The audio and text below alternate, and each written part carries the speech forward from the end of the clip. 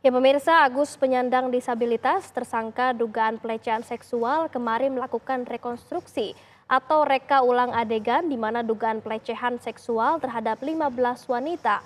Lebih dari 40 adegan diperlihatkan tersangka Agus yang disaksikan tim jaksa dan diawasi Komisi Kepolisian Nasional.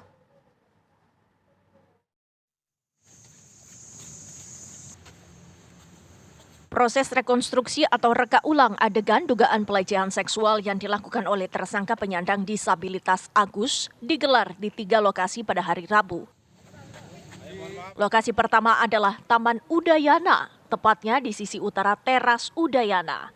Lalu homestay atau penginapan tempat Agus melakukan aksinya terhadap korban. Lokasi selanjutnya kawasan Islamic Center yang menjadi lokasi terakhir Agus diantar usai dari penginapan. Lebih dari 45 adegan dipraktekkan tersangka Agus di hadapan para penyidik dan tim jaksa Kejaksaan Tinggi Nusa Tenggara Barat.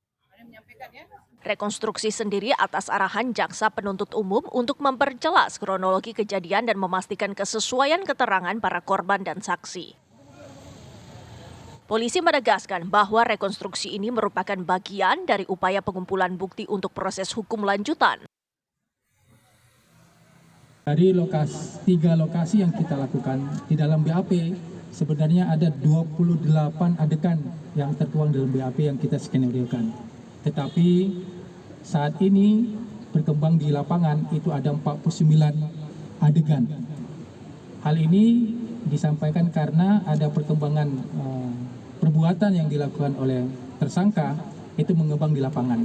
Ini kami laksanakan, kenapa? Karena kami mengakomodir keterangan-keterangan yang diberikan oleh tersangka dan perbuatan yang dilakukan di 3 TKP.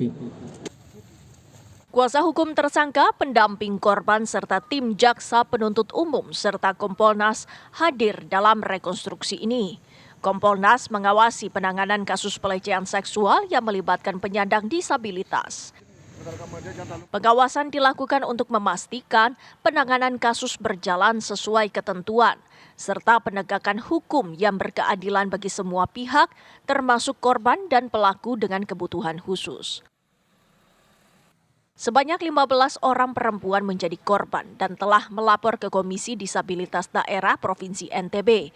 Jumlah tersebut bertambah dari jumlah sebelumnya 13 orang.